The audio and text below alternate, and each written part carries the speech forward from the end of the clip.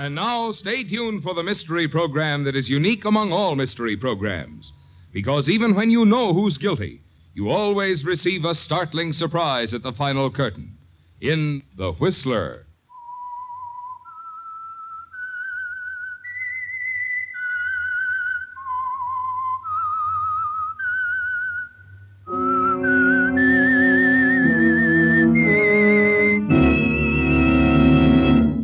I am the Whistler, and I know many things, for I walk by night.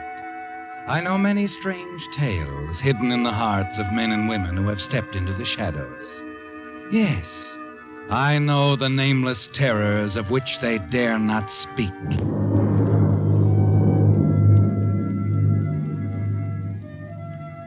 Yes, friends, it's time for The Whistler, rated by independent research the most popular West Coast program in radio history.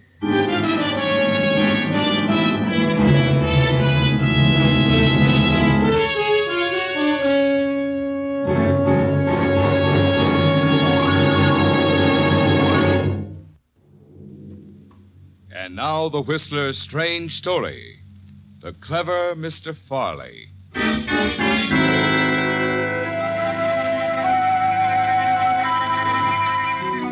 Dan Farley removed his topcoat, glanced out the window of his compartment on the luxury streamliner as it headed west from Chicago, placed his suitcase on a seat, tossed his briefcase on top of his suitcase.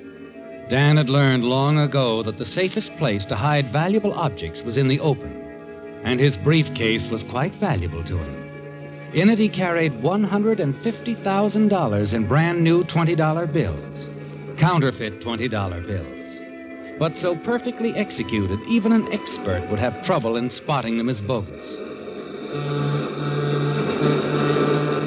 As the train began to speed up, Dan smiled.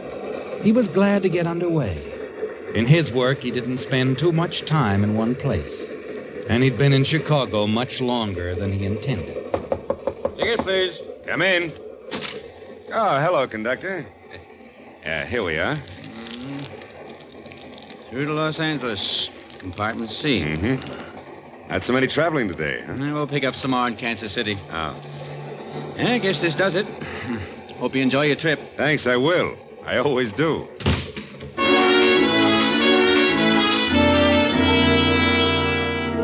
Yes, you do enjoy your trips across the country, don't you, Dan? After 5 years of passing and distributing counterfeit money, you've never even been arrested on suspicion. Tall, handsome, with the assured poise of a banking executive, everyone accepts you for what you appear to be, just a successful young man. You decide to go to the club car and look over some of the other passengers. Like most bachelors, you never object to meeting a pretty girl. When you enter the club car, you deliberately choose the middle seat of the only 3 seats remaining vacant. But luck's against you. You're annoyed when a seedy-looking man of about 60 sits down on your left.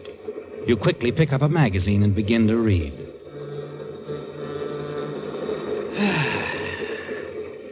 Quite a train, huh? Mm-hmm.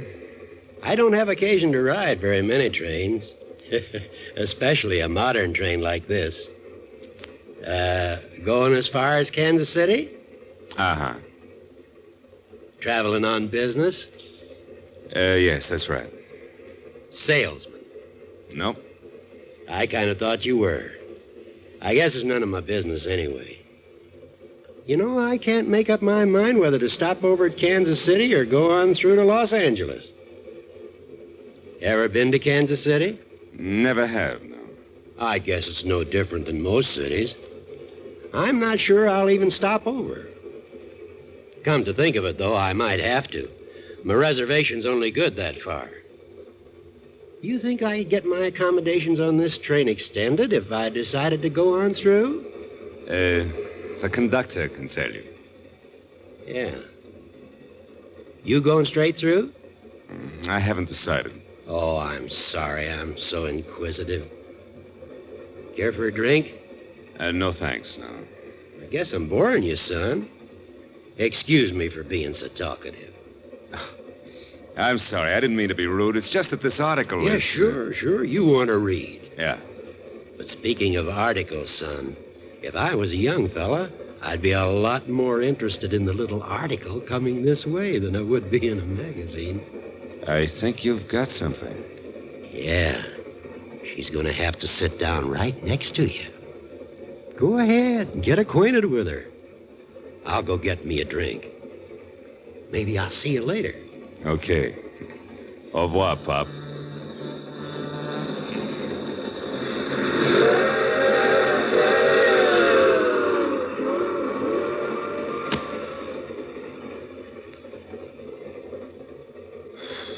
If you'd rather read that book than talk to me, just tell me.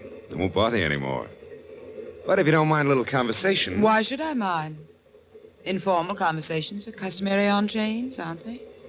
Well, I'm not a customarian, but in my book, when a lady desires solitude, that's what she gets. Cigarette?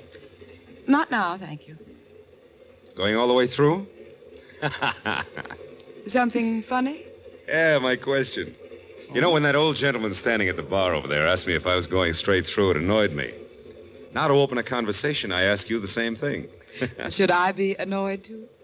Well, not unless I affect you the way he did me. Well, I guess this is the wrong answer, but so far you haven't affected me at all. Yeah, I was afraid of that. Well, that's the way life is, huh? Besides, we've got quite a ride in front of us. Maybe 24 hours will make a difference. Maybe. Leave your husband in Chicago? No. Oh, meeting him at the other end, huh? No. Don't tell me you're not married. I won't. I won't tell you that I am, either. In other words, what's it to me, huh? Mm-hmm. Well, do you mind telling me your name? Not particularly. I'm Judith Barnes. Judith. That's a pretty name. Chicagoan?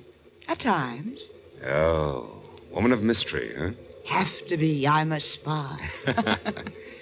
You haven't asked me who I am. No, I haven't. I'm going to tell you anyway. Name's Dan Foley. I'm a spy, too.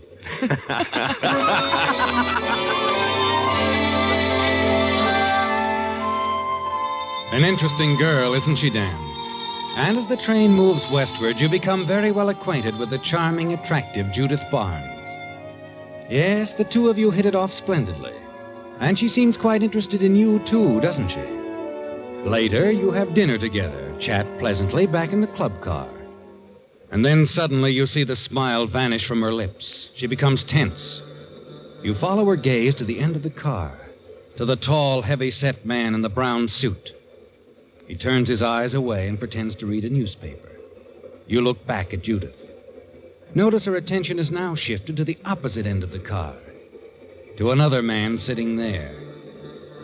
What's the matter, Judith? Dan, will you do me a favor? That depends. Well, it's very important. I wouldn't ask you. Sure.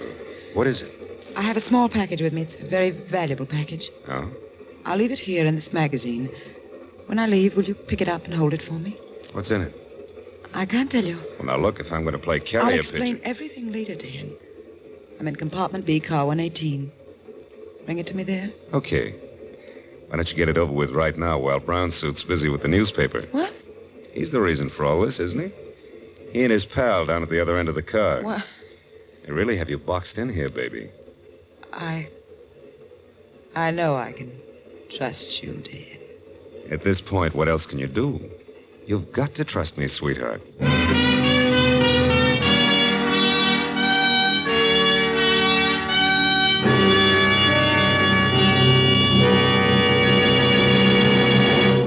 Back to the Whistler.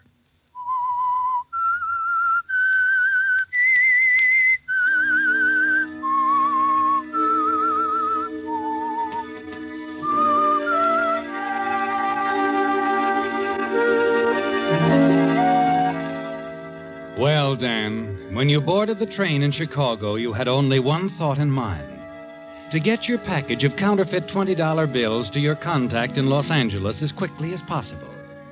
But your meeting with Judith Barnes in the club car has altered your plans, hasn't it?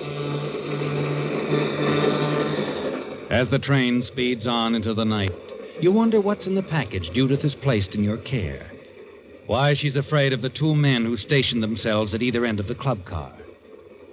You watch her as she leaves now, walks past the man in the brown suit. He makes no move to follow her. You lean back, light up a cigarette, finish your drink. Then finally you get to your feet, move past him, stroll toward the next car.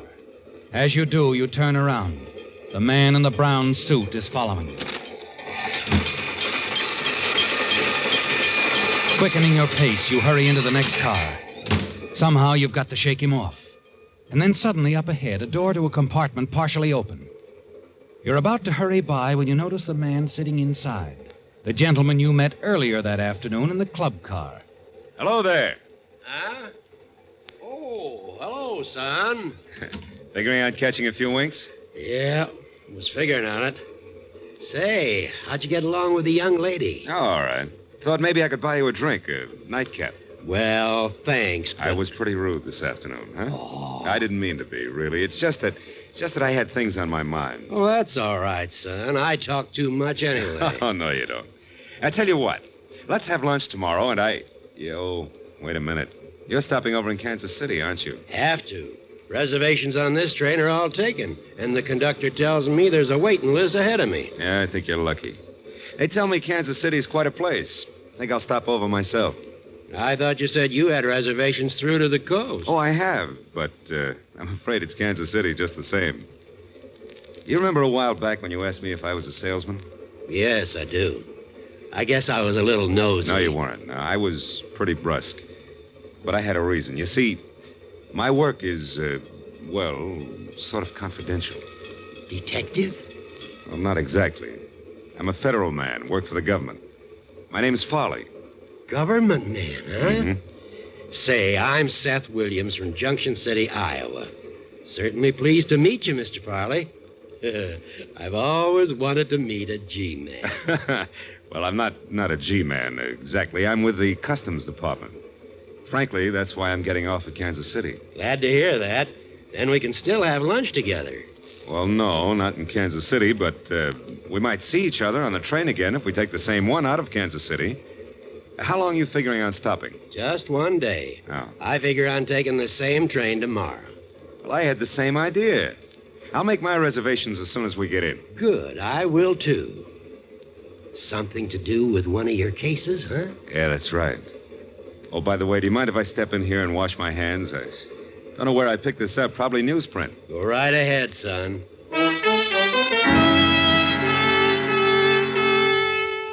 The moment you're out of his sight, you open the package Judith gave you in the club car. Your hand trembles as you pick up the piece of jewelry. A diamond brooch, exquisitely fashioned. Breathtaking, isn't it, Dan? Yes, and you're certain it's worth a fortune. You're certain, too, that Judith stole it. And if you can get it away from her, it'll even the score. You hate to part with the brooch, don't you, Dan? But there's nothing else you can do at the moment with the man in the brown suit and his friend, probably searching the train for you. Quickly, you make up your mind. Replace the brooch in the package. Step back into the compartment. You feel confident you can trust Seth Williams of Junction City. Oh, Mr. Williams. Yeah? I wonder if you'd do me a favor. Why, be glad to. I'm interested in finding a certain party on this train. Now, you could help me out and do Uncle Sam a good turn, too. Of course. What is it, son? Well, take this package and hold it for me for a while. Well, sure, but I'd why? rather not tell you my reasons just now. Later on, I will. Do you mind? Well, no, I guess not. But why pick on me? Want to know the real truth, Mr. Williams? Well, of course. Well, it's because you look like that place you come from, Junction City. You know the old saying, you can take the boy out of the country, but you can't take the country out of the boy? Yeah, a lot of truth in it, I guess. Yeah, there is. You'd be the last person on a train a smart crook would pick on. Well, you're not very flattering, but you make sense. I like you. I'll keep your package for you. Go ahead, look through the car. Thanks. I won't be gone long. You feel better now, Dan. Certain that the brooch is safe with old Mr. Williams. Somehow you feel you can trust him, don't you? As you leave him, step into the corridor. The man in the brown suit is nowhere in sight. You hurry through the cars to compartment B, car 118. Dan. Hello, sweetheart. Dan, please, get away from here quickly. What? Ah, let him come in, baby. Let him come in. Oh, well. Nice of you to show up, chum. Save us the trouble of coming after you. What's this all about? So the two of you are working together, huh? You know, first we thought maybe you were just making a play for the lady here. I'm afraid I don't follow this gentleman. Maybe we ought to make it clear to him, Joe. Now, wait a minute. Which one of you has the brooch? Well? Brooch? What are you talking about? We don't have it, either one of us. Look, lady, we were hoping we wouldn't have to get rough. I tell you, we don't I hate have... to get rough with a lady. But a man's a little different. Maybe after a little treatment, your boyfriend will feel like talking. Don't you think so, Joe? I'm sure he will. Now, just a minute. You boys are mixed up. I don't think so. We'll see, anyway. Come here. He has nothing to do with this. I know when I've lost, I'll give you the brooch. You stare at her, bewildered, unable to understand what's happened. You watch Judith open her suitcase, take out the brooch, hand it to the man in the brown suit. You're certain it's the same brooch you handed to Mr. Williams a few minutes ago. Yet here it is. Now you're being smart, sister. Thanks. Yeah, very smart. And we'll be in KC before long. I think you better stay right here in your compartment, lady. Don't make a move. All right. That might be a good idea for you, too, handsome. Oh, you don't have to worry about me. I don't know what this is all about, and I don't care. It's none of your business. That it? That's it. Keep it that way. Come on, Joe. You've got a great sense of humor. That brooch was just paste. A phony? Yes. I figured something like this might happen, so I had an imitation made. A perfect imitation. Well, then why did you carry the real article with you? Because I was sure they'd search my compartment instead of coming after me. Oh? I recognized the man in the brown suit as Joe Franklin, one of the best-known jewel thieves in the business. That's why I was so worried when he showed up in the club car tonight with his partner. So you dumped the real brooch on me and then left hoping they'd tail you to your apartment and grab the phony brooch. That's right. Well, it worked out anyway. Though you did give me a bad moment turning up here the way you did. If they'd searched you... They wouldn't have found a thing. What? I had a hunch they'd frisk me, so I hid it. Where? In the club car. That was careless. Oh, quit worrying. It's practically locked up. You'd better get it right away. Use your head. Suppose those two guys find out that bauble you gave them's a phony. They're liable to come back. What do you suggest we do then? Leave it right where it is. Sit tight. If nothing happens, those two guys will get off at Kansas City. Once they're gone, I'll bring you the brooch. How do I know you won't double-cross me, Dan? You don't. But you had to trust me before, remember? All right. We'll play it your way.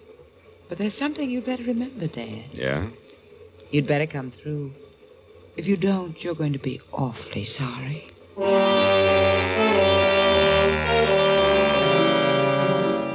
Well, Dan, it was easier than you thought, wasn't it? As you leave Judith's compartment, more than ever convinced she's a thief, you know exactly what you're going to do. When you reach Kansas City, you'll leave the train. Let Judith discover your absence after the train resumes its journey. Then it'll be too late for her to do anything. You can forget you ever saw her. Then another idea hits you. A great idea, isn't it, Dan? Quickly, you return to Mr. Williams' compartment. Find your party all right, son? Yeah, I did. Are you still figuring on leaving Kansas City on tomorrow's edition of the same train? Mm-hmm. Already wired from my reservations. Good. I'll take the same one. Now, meantime, if you can help me still further, that is, if you will. Well, I guess so. Well, I want you to keep that little package for me while you're in Kansas City. You can give it to me when we see each other again in the train tomorrow, huh? How do you know I'll show up? I don't. I just believe in you, Mr. Williams. All right, son. I'll do it.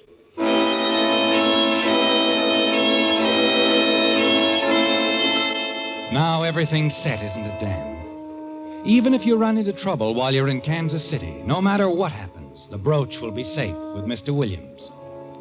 You smile as you return to your own compartment. And as you step inside, your eyes fall on your briefcase. And suddenly you know something is wrong. The briefcase has been moved, tampered with, hasn't it, Dan? You're certain of that. Quickly you open it. The money's still there, but somehow you have the feeling it's been disturbed. And for the first time in your career, a wave of panic sweeps over you. What? Who is it? Mr. Farley, son? Oh, yes, Porter. What is it? be arriving in Kansas City in another half hour. I wondered if you wanted to send a wire or something. No thanks, Porter. You stand there, staring down into the briefcase full of counterfeit bills. You can't take any chances, can you, Dan? You have to leave the train at Kansas City. Then the moment it stops, you hurry into the station, put the briefcase into a station locker. Yes, that's the safest place for it now. Put it in a station locker. You'll pick it up at a later date for future use. Then you go on into town and stay out of sight overnight. The following evening, you return to the station, take the train agreed upon. And as it pulls out of Kansas City, you hurry into the club car. Your fears that Mr. Williams might not be there vanish as you enter. There he is. He's come through for you exactly as you expected. Well, hiya, Mr. Williams. Hello, son. Say, I was getting worried about you. Thought you might have missed connections. I never miss connections, Mr. Williams. My little package still safe? Sure. Want it? Might as well. Here it is, safe and sound. Thanks, Mr. Williams. Now I'd like to buy you a drink. Fine. Everything went okay, huh? Everything's great, Mr. Williams.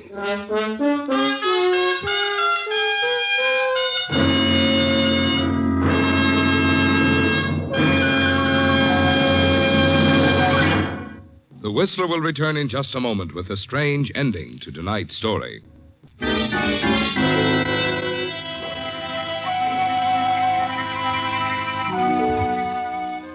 Everything worked perfectly, didn't it, Dan? Yes, and as the big streamliner picks up speed, you're more than satisfied, aren't you? You might even give up the counterfeiting racket and go into a legitimate business of your own after you dispose of the brooch. You're sure you'll be able to sell it for at least $50,000 once you reach the coast.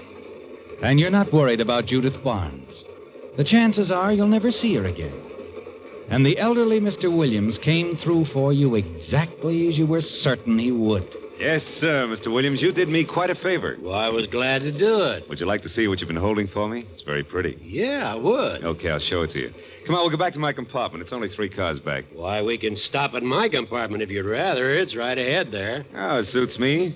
Might stick around and beat you a game of cribbage, if you play cribbage. I'm the best cribbage player you ever saw. Come on. Here we are. Hello, Dan. Judith, what do you do? How did you know that... It was easy, Dan. I simply followed you when you left the train. You mean Mr. Williams told you? Mr. Williams told me nothing until a few minutes ago. I asked him to arrange this little meeting. You see, I'm an insurance investigator, Dan. Insurance investigator. But I thought You thought I lifted that brooch, didn't you? No, Dan, no. I just paid $15,000 for the return of that brooch in Chicago. No questions asked. I wanted to be sure it got back to my company. You were handling it alone? McGard was supposed to come along with me. Something must have happened because he didn't show up. So you picked on me. Yes. The minute I saw you, I knew you were just the type to get it through. But, just to make sure, I trailed you after you got off the train last night. What about the boys that got the phony brooch? They're in the hands of the Kansas City police right now. Yeah. Like I said before, you're quite an operator. Catch, baby. I guess you win. Oh, thanks, Dan. Uh-huh. This is it. Well, maybe I'll see you again sometime. I could have you picked up for attempted theft, you know. But I won't. How come? Well, in your own way, you were very helpful. You too, Mr. Williams. Thanks a lot. That's all right, young lady. You must be a darn good detective. My boss thinks so. Bye. She's quite a gal. Isn't she? Nice of her not to take action against you. Yeah. Sorry I had to lie to you, Mr. Williams. Anyway, you sure did your part. Well, I guess I'll have to change plans again, get off at Albuquerque, and get back east. I'm afraid not. What? You see, I found something of yours, too, in your compartment yesterday while you were tied up with those jewel thieves. A briefcase full of phony money. The same one you put in that station locker in Kansas City. You were the one who... That's right. Solid evidence. You're under arrest. Now, wait a minute. I was on that train looking for someone yesterday. Didn't know just who, and then you came along. But how could you... Never should have told me that lie about being a federal man, son. You see, I know all about federal men. Been a Fed myself for 25 years.